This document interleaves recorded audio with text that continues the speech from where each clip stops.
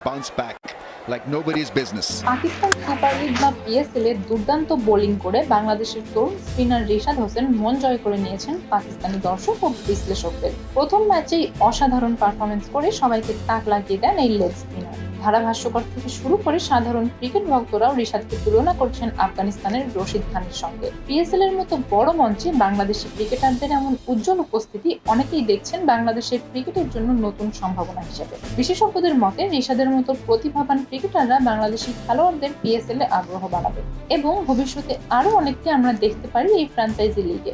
রিশাদ খেলছেন লাহোর কালান্দার্সের হয়ে, যেখানে তার স্পিনে কাবু হচ্ছেন একের পর এক প্রতিপক্ষ ব্যাটার। ক্রিকেট বিশ্লেষকরা বলছেন এই বয়সে এত আত্মবিশ্বাস, রশিদের মতোই ভবিষ্যতে তার ক্যারিয়ার হবে উজ্জ্বল। বাংলাদেশ থেকে এখনো কম সংখ্যক ক্রিকেটার পিএসএল এর সুযোগ পান, তবে রিশাদের পারফরমেন্স হয়তো সেই দরজা খুলে দিতে পারে আরো অনেকের জন্য।